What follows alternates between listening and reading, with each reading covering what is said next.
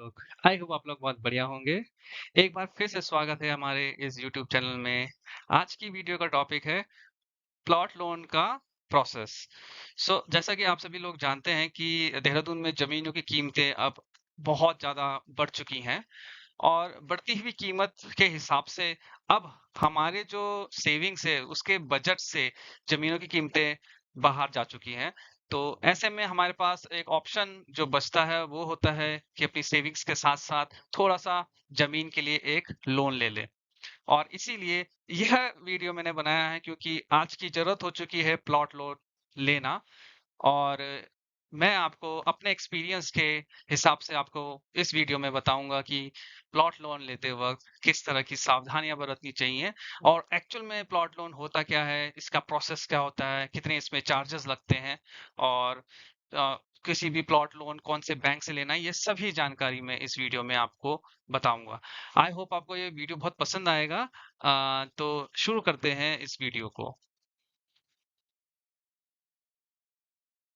तो आगे बढ़ने से पहले मैं आपको बता देता हूँ कि इस वीडियो में हम क्या-क्या टॉपिक डिस्कस करने वाले हैं। तो सबसे पहले हम डिस्कस करेंगे कि भाई ज़मीन का लोन एक्चुअल में होता क्या है और ये किस तरह से मिलता है।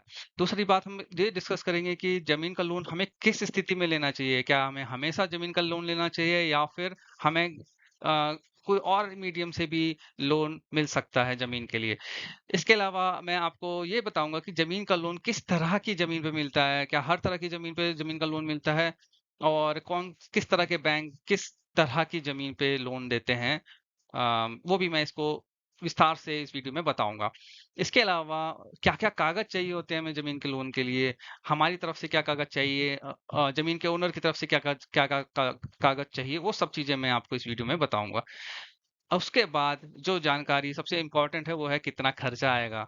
तो खर्चा बहुत ज़्यादा ज़रूरी है और इसमें मैं आपको बताऊँगा क्या छुपी हुई कीमतें होती हैं, क्या सामने की कीमतें होती हैं और किस तरह से हम उन कीमतों से बच सकते हैं। ये बहुत इम्पोर्टेंट चीज़ है आपकी नज़र से। और आखिरी में मैं आपको बताऊँगा कि भाई प्लॉट लोन लेने से पहले आपको क्या-क्या सावधानियाँ बरतनी है। ये सारे बहुत इम्पोर्टेंट टॉपिक हैं दोस्तों और एक भी टॉपिक आपको मिस नहीं करना है, इसलिए पूरा वीडियो देखना है बिना स्किप किए हुए। ठीक है? चलिए आगे बढ़ते हैं। मैं बहुत एक्साइटेड हूँ, आप भी। चलिए आगे बढ़ते हैं। तो दोस्तों सबसे पहले ये समझने की कोशिश करते हैं कि ज़मीन का लोन असल में होता क्या है? जब हम कोई ज़मीन ले रहे होते हैं और उसकी कीमत काफ़ी ज़्यादा महँगी होती है। सपोज़ आपने देहरादून एरिया में एक ज़मीन ली है और वो ज़मीन आपको 30 लाख रुपए की पड़ रही है। आपके पास सेविंग्स में सिर्फ 20 लाख रुपए हैं और आप 30 लाख रुपए का प्लॉट लेना चाह रहे हैं, तो अब आपके पास 10 लाख रुपए की एक मतलब 10 लाख रुपए का डेफिसिट बताया गया है, तो आपको 10 लाख रुपए अरेंज करने हैं। तो आपके पास ऑप्शन होते हैं कि या तो आप 10 लाख रुपए का पर्सनल लोन ले लें या फिर आप 10 लाख रुपए का प्लॉट लोन ले लें। ठीक है? सो अगर आप पर्सनल लोन लेते हैं तो पर्सनल लोन आपको थोड़ा महँगा पड़ता है और उसमें कई सारी फ्लेक्सिबिलिटी आपको नहीं मिलती है। जैसे प्लॉट लोन में आपको प्रीपेमेंट का ऑप्शन मिलता है। आपको आपको फ्लेक्सिबल इंटरेस्ट रेट का ऑप्शन मिलता है जो कि ऑलमोस्ट सेम होता है हाउस लोन के जैसा। इस वजह से जो है पर्सनल लोन में ये सारे ऑप्शंस आपको नहीं मिलते हैं। पर्सनल लोन आपको फ्लैट रेट पे चलता है और उसका इंटरेस्ट रेट भी हाई होता है और आप उसमें प्रीपेमेंट करने में भी उसमें कुछ-कुछ कंपनीज़ काफ़ी ज़्यादा जो बैंक्स होते हैं वो ऑप्शन नहीं प्रोवाइड कराते हैं। तो आपके पास ऑप्शन बचता है प्लॉट लोन का। अब प्लॉट लोन के लिए भी अगर आप अप्लाई करते हो तो कई सारे जो बैंक्स होते हैं वो प्लॉट लोन आपको अवेलेबल नहीं करते हैं। वो आपको प्लॉट प्लस हाउस लोन के लिए बोलते हैं। अब प्लॉट प्लस हाउस लोन में क्या होता है दोस्तों कि इसमें एक तरह का क्लॉज आपको ऐड करके देते हैं बैंक वाले कि आपको एक स्पेसिफिक टाइमलाइन में आपको घर बनाना ही होगा। सो इस क्लॉज को ऐड करने से वह आपको मिक्स काइंड ऑफ एक हाइब्रिड तरह का मॉडल आपको प्रोवाइड कराते हैं कि आपको मैं 10 लाख रुपए तो स्टार्टिंग में दे दूंगा। आपका लोन जो सैंक्शन होगा वो 40 लाख रुपए का होगा। तो इसमें क्या होगा कि 10 लाख रुपए तो आपको प्लॉट लेने के लिए मिल जाएंगे, लेकिन जो 40 लाख रुपए होंगे जो सैंक्शन आपके हो रखे होंगे, तो उसको आप बाद में जो है 3 साल बाद या 4 साल बाद उसमें जब आप मकान बनाना शुरू करेंगे, एक मैंडेटरी कंडीशन ऐड कर दी जाती है कि 3 या 4 साल बाद आपको वहाँ पे मकान बनाना ही होगा। तो उस दौरान आपको वहाँ पे मकान बनाना होगा और बैंक से वो पैसा जो है एक्सट्रैक्ट करना पड़ेगा। वो आप पे डिपेंड करता है कि आप 20-40 में से 20 लाख लेते हैं या 10 लाख लेते हैं, वो आप पे डिपेंड करता है। सो अब इसमें आपको बेनिफिट क्या होता है, क्योंकि जब आप प्लॉट प्लस हाउस लोन लेते हैं तो आपको सिर्फ 1% का आपको मार्जिन एक्स्ट्रा देना पड़ता है, तब तक जब तक आप प्लॉट का लोन चुका रहे हो। यानी कि शुरू के जो 10 लाख रुपए हैं, उसके लिए आपको अगर 8.5% पे अगर हाउस लोन चल रहा है, तो आपको 9.5% पे इंटरेस्ट देना पड़ेगा। सिर्फ प्लॉट लोन के लिए। और जैसे ही आपका प्लॉट लोन फिनिश होगा और आप लोन लेंगे हाउस के लिए, तो इस केस में आपको फिर से 8.5 में वो चीज़ आपको देनी होगी। ठीक? तो प्लॉट प्लस हाउस लोन जो है वो एक कंसेप्ट है। एक कंसेप्ट कुछ बैंक्स जो हैं वो सिर्फ और सिर्फ प्लॉट लोन ही देते हैं। उसमें ये होता है कि वो थोड़ा महँगा आपको देते हैं प्लॉट लोन का। और प्लॉट लोन महँगा देने की वजह ये है क्योंकि आप सिर्फ उसमें आप ये वादा नहीं कर रहे हैं कि आपको हाउस लोन मतलब लेना ही है आगे चल कर के 3 साल बाद या 4 साल बाद। तो इस वजह से 1% वो और ज़्यादा महँगा पड़ता है, यानी कि अगर 8.5 का आपका हाउस लोन है, तो आपको वो 10.5 का इंटरेस्ट रेट आपसे लेंगे प्लॉट लोन का। ठीक है दोस्तों। अब ये तो अलग-अलग प्रकार के जो हैं ज़मीन के लोन होते हैं। मोस्टली जो बैंक्स हैं वो आपको प्लॉट प्लस हाउस लोन ही प्रोवाइड कराते हैं। सिर्फ़ प्लॉट लोन जो है वो ना ज़्यादातर लोग लेते हैं और ना ही ज़्यादातर बैंक उसको रिकमेंड करते हैं। ठीक है? तो ये अलग-अलग प्रकार के यहाँ पे प्लॉट लोन होते हैं जिसे कि आप ले सकते हैं। चलिए आगे बढ़ते हैं अब और। तो दोस्तों अब ये जान लेते हैं कि ज़मीन का लोन हम किस स्थिति में लें। मेरे हिसाब से हमें ज़मीन का लोन तभी लेना चाहिए जब हमें ऐसा लगता है कि जो जो ज़मीन हम ले रहे हैं, उसमें हमें अच्छा खासा रिटर्न मिलने वाला है। क्योंकि अगर आप कोई ज़मीन ले रहे हैं और आपको उसमें उतने अच्छे रेट से आपको वैल्यू नहीं मिलेगी आगे चल के इन फ्यूचर, रिटर्न नहीं मिल रहा होगा, तो जितना आप प्लॉट लोन लेने में जो इंटरेस्ट दे रहे हैं, जो कि almost 1 lakh to 2 lakh per year तक का इंटरेस्ट आप दे रहे हो प्लॉट में, तो अगर आपकी ज़मीन उस हिसाब से नहीं बढ़ रही है, उसका फ्यूचर वैल्यू उस तरह की नहीं है, तो फिर आपको प्लॉट लेने से बचना चाहिए। इस केस में आपको क्या करना चाहिए कि अगर आपके 10 लाख की रिक्वायरमेंट है या 5 लाख की रिक्वायरमेंट है, अंडर 10 लाख की अगर आपकी रिक्वायरमेंट है, तो आपको अपने रिलेटिव से थोड़े-थोड़े पैसे माँग करके अपना किसी तरह से कंप्लीट करना चाहिए अपना जो भी उधार है, और जितने भी आपका पेमेंट है, वो आपको इसी तरह से कंप्लीट करने को मैं रिकमेंड करूँगा। पर हाँ, अगर आप कोई ऐसी ज़मीन ले रहे हैं, जिसका कि आपको लगता है कि रिटर्न इतना ज़्यादा है, अगर आपने 20 लाख का अगर कोई प्लॉट लिया है, आपको लगता है कि अगले 2 या 3 या 5 साल में वो 20 लाख, 40 लाख बन सकता है, तो आप बेझिझक होकर के प्लॉट लोन लीजिए। बट मैं ये रिकमेंड करूँगा, अगर आपकी ज़मीन की कीमत ऑलरेडी बहुत ज़्यादा हाई है और आगे चल के फ्यूचर में वो आपको इतना अच्छा रिटर्न नहीं देगी, सो आप प्लॉट लोन लेने के बजाय अपने रिलेटिव से ही ज़मीन का पैसा किसी तरह से लीजिए, उधार लीजिए और उसको धीरे-धीरे करके चुका लीजिए, क्योंकि जो रिलेटिव्स हैं वो आपको इंटरेस्ट नहीं देंगे। इससे अच्छा है कि बैंक को आप इंटरेस्ट दो, उससे अच्छा आप टाइम टू टाइम अपने रिलेटिव को ही पैसा वापस करो। तो मेरा तो यही टेक है इस चीज़ में। चलिए आगे बढ़ते हैं अगली स्लाइड में। अब दोस्तों बहुत ही इम्पोर्टेंट पॉइंट है कि ज़मीन का लोन किस तरह की ज़मीन पे मिलता है और कौन से बैंक से मिलता है। ये बहुत इम्पोर्टेंट पॉइंट है, क्योंकि हर बैंक जो है वो ज़मीन का लोन नहीं देता है और हर बैंक जो है वो ज़मीन का लोन हर तरह की ज़मीन पे नहीं देता है। अगर आप ज़मीन के कागज़ लेकर किसी बैंक में जाएँगे, तो बैंक आपसे कुछ कागज़ माँगेगा और उसी हिसाब से आपको ज़मीन का लोन मिलेगा। तो सबसे पहले हम जान लेते हैं कि देखिए, ज़्यादातर जो प्राइवेट बैंक है, वो ज़मीन का लोन देते हैं। ठीक है? और जो सरकारी बैंक हैं, वो ज़मीन का लोन वहाँ से ज़मीन का जो लोन मिलता है, वो बहुत मुश्किल से मिलता है। वो सभी को पता है कि जो सरकारी बैंक होते हैं, वो ज़मीन का लोन देने में बहुत आनाकानी करते हैं। वो हाउसिंग लोन तो दे देते हैं, इवन हाउसिंग लोन में भी वो बड़ी प्रॉब्लम करते हैं, तो ज़मीन का लोन तो ख़ैर दूर की बात है। और सबसे आसान जो लोन लेना होता है दोस्तों, वो है हाउसिंग कंपनियों से लोन, या लाइक एचडीएफसी हो गया, एलआईसी हाउसिंग हो गया, पीएनबी हाउसिंग हो गया। ये एक्चुअली में इनका काम ही जमीनों से जुड़े हुए और मकान से जुड़े हुए लोन देना होता है, तो इनमें लोन मिलना सबसे आसान होता है। अब आपको मैं ज़मीन के हिसाब से बताता हूँ। देखिए, सबसे आसान होता है एमडीडी अप्रूव्ड जो ज़मीनें होती हैं, उनसे उनके लिए लोन लेना। एमडीडी अप्रूव्ड अगर आपकी ज़मीन है, सारे कागज़ आपके पूरे हैं, तो शायद आपको सरकारी बैंक से भी ईज़िली लोन मिल सकता है। पर अगर आपके पास एमडीडी अप्रूव्ड ज़मीन नहीं है, कागज़ आपके पूरे नहीं हैं और सिर्फ़ आपकी आर3 ज़मीन है, तो ऐसे में सरकारी बैंक से तो आपको लोन लेना बहुत मुश्किल हो जाता है। पर फिर भी जो प्राइवेट बैंक्स हैं, जो आपके अपने बैंक हैं, उनसे आपको लोन मिल सकता है, अगर आपके पास रेज़िडेंशियल भी आपकी ज़मीन है। और अगर आपकी एग्रीकल्चर लैंड है दोस्तों, तो प्राइवेट बैंक से भी आपका लोन मिलना बहुत मुश्किल है, सरकारी तो ख़ैर आप भूल ही जाइए। तो आपके प्राइवेट जो बैंक है, वो आपको एग्रीकल्चर लैंड के लिए लोन नहीं देने वाला है। उसके लिए फिर वो अलग ही तरह का लोन देता है, क्योंकि जो प्लॉट लोन दिया जाता है, वो रेज़िडेंशियल प्लॉट के लिए दिया जाता है। और चूँकि आपका एग्रीकल्चर लैंड होता है, तो इसमें आपका प्राइवेट सेक्टर के जो बैंक्स होते हैं, आपके सरकारी सेक्टर के जो बैंक होते हैं, वो लोन नहीं देते हैं। तो एग्रीकल्चर लैंड के लोन के लिए किसके पास जाएँ? तो अगर हम देखें तो एग्रीकल्चर लैंड के लोन ज़्यादातर जो है वो हाउसिंग कंपनीज़ होती हैं, वो किसी न किसी तरह से जुगाड़ करके आपको उस पे लोन दे देती हैं। तो अब इसका जो असर होता है वो ये होता है कि ऑब्वियसली जो लोन कहीं नहीं मिल रहा है, वो लोन ये हाउसिंग कंपनीज़ दे रही हैं, एलआईसी हाउसिंग, पीएनबी हाउसिंग। सो इस वजह से वो चार्जेस भी आपसे बहुत ज़्यादा लेती हैं। और एज़ कम्पेयर टू प्राइवेट आपका अपना खुद का बैंक या सरकारी बैंक, इन तरह की जो कंपनीज़ होती हैं, इनमें काफ़ी ज़्यादा छुपी हुई कीमतें भी आपको मिलती हैं। लेटर ऑन आपको वो बैंक उनसे लोन लेने के बाद पता चलता है।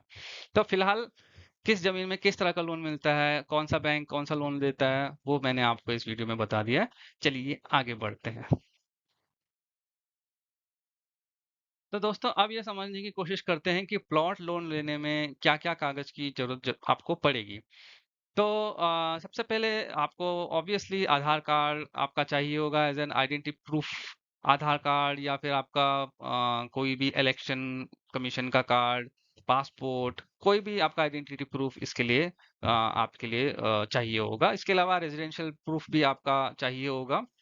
जो कि आधार कार्ड और इलेक्शन कमीशन का जो कार्ड होता है वो आपके लिए मोर देन इनफ होता है। इसके अलावा आपका पैन कार्ड चाहिए होगा, आपकी फ़ोटोग्राफ चाहिए होंगी, आपका फ़ॉर्म 16 चाहिए होगा, अगर आप सैलरीड एम्प्लॉयी हैं या बिज़नेस एम्प्लॉयी हैं। इसके अलावा आपकी 3 और 6 मंथ की सैलरी कोई-कोई बैंक माँग लेता है, कोई बैंक 3 मंथ की सैलरी माँगता है, कोई 6 मंथ की सैलरी स्लिप माँगता है, ये चेक करने के लिए कि आपका जो सैलरी है वो एक्चुअल में कितनी आ रही है। फॉर्म 16 से भी ये चीज़ पता चल जाती है, पर लेटेस्ट जो इनको 6 मंथ की सैलरी स्लिप जो देखते हैं, वो उससे पता चलता है कि भाई लेटेस्ट में भी ये पैसा कमा रहा है कि नहीं कमा रहा है बंदा, जो बोल रहा है कि मेरी इतनी तनख्वाह है, तो उस हिसाब से आपका प्रोफाइल बनता है। इसके अलावा आपसे 3 से 6 ब्लैंक चेक्स माँगे जाते हैं, जिसमें कि आपका जो स्टार्टिंग की जो किश्त होती है, जो लोन की, वो ईसीएस के थ्रू ना हो करके उन चेक्स के थ्रू दी जाती है। तो इसलिए आपसे 3 से लेकर 6 तक चेक्स माँगे जाते हैं। इसके अलावा आपसे प्लॉट की आर3 के सर्टिफिकेट माँगा जाता है, रेज़िडेंशियल सर्टिफिकेट माँगा जाता है। इसके अलावा एमडीडीए का सर्टिफिकेट माँगा जाता है, अगर एमडीडीए अप्रूव्ड आपका प्लॉट है। गवर्नमेंट बैंक सबसे ज़्यादा इसको माँगते हैं, एमडीडीए अप्रूव्ड सर्टिफिकेट। इसके अलावा प्लॉटिंग का जो लेआउट होता है, वो माँगा जाता है आपसे। इसके अलावा जो करंट ओनर की जो रजिस्ट्री है, उसकी कॉपी माँगी जाती है आपसे। और करंट ओनर की जो म्यूटेशन की जो कॉपी है, वो माँगी जाती है आपसे। इसके अलावा 2 पासपोर्ट साइज़ फ़ोटोज़। और अगर आपकी स्पाउस हैं, वाइफ़ हैं, तो उनकी सैलरी स्लिप, उनका पैन कार्ड और उनका आधार कार्ड आपसे माँगा जाता है। तो कभी-कभी कुछ-कुछ बैंक्स जो हैं, अगर आपका प्रोफ़ाइल इतना अच्छा नहीं होता है, तो वो आपकी वाइफ़ को भी को-पे बना देती हैं इसमें। और कभी-कभी को-पे होने से आपको इंटरेस्ट रेट भी थोड़ा-सा कम पड़ता है। तो इस वजह से आपकी वाइफ़ को भी को-पे आपके लोन में रखा जाता है, कई बैंकों द्वारा। ये सारे प्लॉट लोन के लिए कागज़ चाहिए होते हैं दोस्तों। और अगर आपके पास इनमें से किसी भी कागज़ की अगर कमी होती है, तो आप पहले बैंक से पता कर लीजिए, उसके बाद ही लोन के लिए अप्लाई करने की सोचें। तो चलिए आगे बढ़ते हैं अपनी विषय पे मैं बात करने जा रहा हूँ दोस्तों कि प्लॉट लोन लेने में कितना खर्चा आता है। ये बहुत इंपॉर्टेंट चीज़ है, क्योंकि प्लॉट लोन और पर्सनल लोन में यही सबसे बड़ा डिफरेंस है कि पर्सनल लोन में जो स्टार्टिंग खर्चा होता है वो बहुत कम होता है, लेकिन लॉन्ग टर्म में अगर हम खर्चा देखते हैं तो वो ज़्यादा होता है। वहीं प्लॉट लोन में जो स्टार्टिंग का खर्चा होता है वो ज़्यादा होता है, लॉन्ग टर्म में अगर हम देखें तो इंटरेस्ट के हिसाब से वो आपको सस्ता पड़ता है। तो आइए जानते हैं कि एक्चुअल में कितना खर्चा प्लॉट लोन में आपको पड़ता है। तो दोस्तों, अब मैं इस वीडियो के सबसे इम्पोर्टेंट टॉपिक में आ चुका हूँ कि प्लॉट लोन लेने में कितना खर्चा आता है। ये सिर्फ प्लॉट प्लॉट लोन की बात नहीं है, ये मैं हाउसिंग लोन की भी बात कर रहा हूँ कि इतना ही रुपए का खर्चा आपका आता है। सबसे पहले आपकी लॉगिन फीस और रजिस्ट्रेशन फीस का खर्चा होता है, जो कि 2,000 रुपये से 3,000 रुपये के बीच में होता है। अलग अलग बैंक्स जो होते हैं वो अलग अलग रेट लेते हैं, तो ये फिक्स नहीं होता है। मैं आपको एक एवरेज आपको रेंज बता रहा हूँ कि 2,000 रुपये से 3,000 रुपये तक की लॉगिन फीस ली जाती है। इसके अलावा जब आपका प्लॉट लोन के लिए आप अप्लाई करते हो, आपका लॉगिन रजिस्ट्रेशन होता है, तो एक बंदा वहाँ पे जाता है, इंस्पेक्शन करता है। ठीक है, तो उसका जो इंस्पेक्शन की जो फीस होती है, आने जाने का जो खर्चा वगैरह जो फीस लेते हैं ये नॉर्मली वो 1,000 रुपए से लेकर 2,000 रुपए तक के बीच में ये फीस लेते हैं। कुछ लोग 1,000 लेते हैं, कुछ 15 लेते हैं, 1,500 लेते हैं, कुछ 2,000 रुपए लेते हैं। ये वेरी करता है आपको बैंक टू बैंक। फिर ये जो 2 फीस होती हैं दोस्तों, ये 2 फीस तक ये होता है कि आपका लोन अप्रूव वगैरह कुछ नहीं होता है, बस आपका सिर्फ एक चीज तरह की कार्रवाई शुरू होती है। तो ये नॉन रिफंडेबल फीस होती है, 2,000 रुपये से लेकर 3,000 रुपये तक की ये जो फीस होती है वो नॉन रिफंडेबल होती है। इसके बाद जब आपका इंस्पेक्शन वगैरह सब क्लियर हो जाता है, जो इंस्पेक्टर होता है वो अपने क्लियरेंस दे देता है, तो उसके बाद जो है वो प्रोसेसिंग फीस लगती है आपके लोन की। लोन आपका स्टार्ट वहां से शुरू हो जाता है, और इसकी फीस जो होती है वो वैरी करती है 3,000 रुपये से लेकर के 6,000 रुपये 7,000 रुपये तक। कभी कभी कुछ ऑफर्स चल रहे होते हैं तो बैंक उसमें 3,000 रुपये की प्रोसेसिंग फीस लेता है। कभी जब ऑफर नहीं चल रहे होते हैं तो 6 से 7,000 रुपये तक की इसमें प्रोसेसिंग फीस लग रही होती है। कभी-कभी आपका जो बैंक होता है वो आपको प्रोसेसिंग फीस आपकी माफ भी कर देता है, ऐसा भी हो जाता है। तो कभी-कभी मैं प्रेफर करता हूँ कि आपका जो खुद का बैंक है, उसके ऑफर्स आप चेक कीजिए। क्या पता आपकी प्रोसेसिंग फीस मिनिमम वो आपसे ले रहे हों। ठीक है? इसके अलावा डॉक्यूमेंटेशन चार्जेस की फीस लगती है, लगभग 1,000 रुपए से 1,500 रुपए तक की फीस होती है। ये फीस इसलिए लगती है कि जितने भी आपके फोटोकॉपीज वगैरह होते हैं लॉयर एंड पे या ऑफिस के एंड पे, जो भी आप डॉक्यूमेंट मांगते हो पूरे लोन की प्रोसेसिंग के दौरान या लोन जब आपका चल रहा होता है, वो सब आपको फ्री ऑफ कॉस्ट प्रोवाइड कराया जाता है। तो उस चीज़ की फीस ये 1,000 रुपए लेते हैं, वो फ्री ऑफ कॉस्ट नहीं होता, वो इसी से कटते हैं लाइफ टाइम। और पांचवी फीस जो लगती है वो प्लॉट इंश्योरेंस की लगती है दोस्तों। प्लॉट इंश्योरेंस कुछ नहीं होता, वो आपका ही इंश्योरेंस होता है एक्चुअल में। बैंक जो होता है वो बड़ा सेफ खेलता है, वो बोलता है कि भाई अगर आपको कुछ हो गया तो हमारे जो हमने जो आपको लोन दिया है उसका क्या होगा, है ना। तो वो आपका एक इंश्योरेंस कर देते हैं किसी भी कंपनी से, आईसीआईसीआई से या टाटा से या किसी से भी। और आपका एक लोन, आपका जो इंश्योरेंस करते हैं वो उतने ही कॉस्ट का करते हैं जितने कॉस्ट का आपका प्लॉट होता है, प्लॉट का लोन होता है, सॉरी। अगर आप 10 लाख का लोन करते हो तो आपका 10 लाख का इंश्योरेंस ये करके देते हैं, ताकि अगर आपको कुछ हो गया, अगर आपके साथ कुछ भी हो गया तो वो आपके उस इंश्योरेंस से रिकवर कर दें। तो ये हर तरह से सेफ खेलते हैं। भारत की जो पॉलिसी, भारत के जो लॉज हैं वो कहते हैं कि ये वाला जो इंश्योरेंस होता है वो मैंडेटरी नहीं होता है दोस्तों। ये बहुत ही महत्वपूर्ण बात है। जब मैंने बोले थे छुपी हुई कीमत है जिसके बारे में कोई नहीं बताता, वो यही वो कीमत होती है। भारत का लॉ बोलता है कि ये इंश्योरेंस कराना जरूरी नहीं होता है, परंतु जो आपका आपके जो ये बैंक्स होते हैं ना, ये आपके पास ऊपर ये जबरदस्ती थोपते हैं। ठीक है, तो आपके ऊपर ये थोपते हैं, तो आपको इस चीज से बचना चाहिए। पहले तो आप सीधे सीधे मना कर दीजिए। अगर आपका प्लॉट के सारे कागज बढ़िया हैं, आपका प्लॉट सही है, तो आप इसको तुरंत मना कर दीजिए। और अगर आपके प्लॉट में कुछ प्रॉब्लम्स है, आपको लोन लेने में प्रॉब्लम हो रही है, तो आप एटलीस्ट ये ट्राई कीजिए कि उसका जो ड्यूरेशन है, आपका जो प्लॉट इंश्योरेंस का जो ड्यूरेशन है उसको आप कम से कम करा दीजिए। आप बैंक से बोलिए कि मैं 15 साल का ये इंश्योरेंस नहीं कराना चाहता, क्योंकि मैं 5 साल में ही इसको प्रीपे करके कंप्लीट खत्म कर दूंगा, तो मुझे सिर्फ 5 साल तक का ही इंश्योरेंस दीजिए। ऐसे में क्या होगा कि आपका जो ये इंश्योरेंस होगा वो कम कीमत का हो जाएगा। शुरुआत में अगर अगर आप 20 साल का इंश्योरेंस कराओगे तो वो 50,000 रुपये का पड़ेगा या 1 लाख का पड़ेगा। पर अगर आप उसको 20 साल से घटा के 5 साल का कर देंगे, ये बोल के कि मैं 5 साल में ही खत्म कर दूंगा इस लोन को, तो फिर आपका जो ये इंश्योरेंस होगा वो कम पड़ जाएगा। तो ये वेल एंड वेल कंडीशन हो जाती है दोनों के लिए। तो एक्चुअली में बैंक्स को भी अपने टारगेट पूरे करने होते हैं, तो ये इस तरह के इंश्योरेंस के टारगेट, ऐसे टारगेट, ये सब जो मजबूर लोग होते हैं ना उनके ऊपर ही अप्लाई कर देते हैं। उनको ज़बरदस्ती बोलते हैं कि मैंडेटरी है, नहीं तो हम लोन नहीं देंगे। तो आपको तो ऐसा ज़रूरत है पैसों की, तो कभी-कभी कुछ लोग जो होते हैं वो इसे ले लेते हैं। लेकिन यहाँ पर आपको सावधानी और थोड़ा-सा आपको अपनी बात रखनी होगी, और तभी आप इस जो छुपी हुई कीमत है उससे बच सकते हैं। वैसे लॉ कहता है कि ये लगाना मैंडेटरी नहीं है। अगर आपके पहले से कोई इंश्योरेंस हो रखा है, तो आपको क्या ज़रूरत है इस चीज़ की ना? आप वो इंश्योरेंस बता सकते हो कि भाई मेरा 1 करोड़ का इंश्योरेंस हो रखा है, तो फिर मुझे क्यों ज़रूरत है भाई इस चीज़ की, है ना? तो अगर तब भी नहीं मानते तो एटलीस्ट आप इंश्योरेंस की कीमत को कम करवा सकते हैं। आखिर में होती है लॉयर की फीस। अब लॉयर की फीस जो होती है, देखिए बैंक्स जो होते हैं ना अपना लॉयर इसमें डाल देते हैं जब भी आप लोन लेते हैं, तो जबरदस्ती वो अपना लॉयर थोप देते हैं। ये भी एक तरह की जबरदस्ती है, जिसमें कि वो 3,000 से 5,000 रुपए तक की अपनी फीस लेता है। तो वही लॉयर आपका रजिस्ट्री करवाता है, और वही लॉयर जो होता है सारे डॉक्यूमेंट्स और रजिस्ट्री भी आपकी अपने पास रखता है। ठीक है, तो आपकी रजिस्ट्री बैंक के पास रहती है, उस लॉयर के पास रहती है, उस लॉयर को बैंक को जमा करानी होती है बाद में जब रजिस्ट्री हो जाती है, और इसकी जिम्मेदारी पूरी बैंक और उस लॉयर के बीच की होती है। सो इसके लिए भी आप मना कर सकते हैं अगर आप चाहें। तो यही सारे चार्जेस हैं, और इन छुपी हुई कीमत को मैंने आपको ऑलरेडी बता दिया।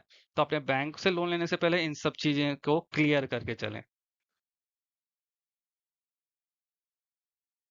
तो दोस्तों, वीडियो के अंत में मैं अब आपको बताने वाला हूँ अपने एक्सपीरियंस से जो सावधानियां आपको रखनी है बैंक लोन लेने से पहले, प्लॉट लोन लेने से पहले, वो आप देख लीजिएगा। सबसे पहला तो ये जो मैंने आपको इंश्योरेंस के बारे में बताया, जो भी ये इंश्योरेंस लेते हैं देते हैं, इसको आप कम करवाइएगा। इसको देखिएगा कि इन्होंने ड्यूरेशन कितने का दे रखा है। अगर आपने 10 लाख का लोन लिया है और आपको पता है कि मैं 5 लाख में इसे कंप्लीट कर दूंगा प्रीपे करके, तो उस 10 लाख का इंश्योरेंस, अगर आप प्लॉट प्लस हाउस लोन ले रहे हैं, तो वो 15 साल का ड्यूरेशन में आपको बांध के देंगे। अगर आप 12-12 हजार रुपये की किस्त भी बांधते हैं और 10 लाख का आपने लोन लिया है, तो वो 15 साल तक के लिए वो आपका जाएगा लोन। तो वो इंश्योरेंस 15 साल का करवाते हैं। लेकिन अगर आपके दिमाग में है कि मैं पहले ही प्रीपे कर दूंगा 5 साल के अंदर, तो फिर आप क्यों 15 साल का इंश्योरेंस करवा रहे हैं अपना ना? तो वो आपको 50,000 रुपये का आपका इंश्योरेंस कर देगा। तो आप उसको बोलिए भाई मैं 5 साल के अंदर ये लोन चुका दूंगा, तो मेरे को 15 साल का इंश्योरेंस नहीं चाहिए, मुझे 5 साल का इंश्योरेंस चाहिए। तो सबसे पहले तो इस चीज़ के लिए लड़िएगा कि मुझे इंश्योरेंस चाहिए ही नहीं, मेरा ऑलरेडी इंश्योरेंस हो रखा है, तो मैं क्यों इसे लूँ? और अगर बाय चांस नहीं मानते हैं बैंक वाले, तो उनसे एटलीस्ट इसका ड्यूरेशन कम करवाइए, ताकि आपका खर्चा बच जाए। पहली सावधानी तो आपको ये बरतनी है। दूसरी, मैं आपको रिकमेंड करूंगा कि जितने भी हाउसिंग कंपनीज है ना, उनसे लोन ना ले। स्पेशली जैसे पीएनबी हाउसिंग हो गया, ये जो कंपनीज हैं, लोकल जो कंपनीज हैं, इनसे जितना कम हो सके उतना लोन ले। ऐसा इसलिए क्योंकि ये इनका जो रेट ऑफ इंटरेस्ट ना, शुरू-शुरू में आपको बहुत बड़ा-बड़ा कम-कम करके रेट ऑफ इंटरेस्ट में देंगे, 9.5 बोलेंगे। लेकिन ये बिना मतलब के, बिना बात के ये इंटरेस्ट रेट बढ़ाते रहते हैं। इवन अगर सरकार भी, आरबीआई अगर इंटरेस्ट रेट ना भी बढ़ाए, फिर भी ये रेट बढ़ाते हैं खर्चों के नाम पे, क्योंकि ये लोग महंगे दामों में एफडी लोगों को देते हैं। तो जैसे एफडी के रेट्स बढ़ाते हैं, वैसे ये लोन के रेट भी क्या है, बढ़ा देते हैं। तो इसी चीज़ का वो हवाला देते हैं कि हमने एफडी के रेट्स बढ़ा दिए हैं, इसलिए हमने होम लोन के रेट भी बढ़ा दिए हैं। तो ये चीज़ जो होती है, इन एनबीएफसीज के साथ बहुत बड़ी दिक्कत होती है। दूसरी एनबीएफसी के साथ दिक्कत ये होती है कि यहाँ पे प्री पेमेंट करने के लिए ना ज़्यादा इन्होंने अच्छे से कुछ बना नहीं रखा है। ऑनलाइन इनका कोई सिस्टम नहीं है, जैसे बैंकों में होता है कि आप अपने खाते में जमा करते रहिए, इजीली ये हो जाता है। लेकिन इन एनबीएफसीज में आपको इन एनबीएफसी के ऑफिस में जा करके चेक जमा करके बहुत ही मैनुअल काम करना पड़ता है। तो इसीलिए मैं रिकमेंड करूंगा कि एनबीएफसी से जितना ज़्यादा बच सके अपने बैंक में, अपने प्राइवेट बैंक में करवाएं, सरकारी बैंक में करवाएं। सरकारी बैंक में अगर बहुत मुश्किल होता है, तो आप अपने जो खुद का प्राइवेट बैंक है उससे करवाने की कोशिश करें, एचडीएफसी से करवाने की कोशिश करें। तो ज़्यादा आपके लिए बेहतर ये होगा ऑप्शन। ठीक है। तीसरी जो सावधानी आपको बरतनी है, वो ये है कि आप, अगर आपको कम इंटरेस्ट रेट पे मिल रहा है, तो आप फ्लोटिंग इंटरेस्ट ना लेने के बजाय फिक्स्ड रेट में लें। पर अगर आपको ज़्यादा इंटरेस्ट रेट पे मिल रहा है, तो आप फ्लोटिंग में ही उसको रखें, क्योंकि आगे आने वाले समय में शायद इंटरेस्ट रेट जो है वो बढ़ता ही रहे। तो अगर आपको 8.85 में मिल रहा है, तो फिक्स्ड कर दीजिए उसको, क्योंकि 8.85 काफ़ी सही रेट है। ठीक है। तो ये सारी चीज़ें हैं जो आपको सावधानियां बरतनी हैं, और बाकी चीज़ें तो मैंने आपको वीडियो में बता ही चुका हूँ। ये ऐसी जानकारी है दोस्तों, जो मैं अपने एक्सपीरियंस के थ्रू बता रहा हूँ, और कोई भी यूट्यूब में इन जानकारी को नहीं बताता है। सो आपको ये जानकारी कैसी लगी? आपको ये वीडियो कैसा लगा? अगर आपने वीडियो अंत तक देखा तो उसका बहुत-बहुत शुक्रिया आपका। मैं ऐसे ही हेल्पफुल वीडियोज़ लाता रहूँगा जैसे-जैसे मुझे टॉपिक मिलेंगे। ज़बरदस्ती की कोई वीडियो नहीं बनाऊँगा, बस जहाँ पे मुझे लगेगा कि हाँ, यहाँ पे लोगों की हेल्प हो सकती है, बस उसी टॉपिक पे मैं वीडियो बनाता हूँ। तो थैंक यू सो मच। आप कमेंट ज़रूर कीजिएगा अगर आपको अच्छा लगी video. Good bye and have a nice day. Bye.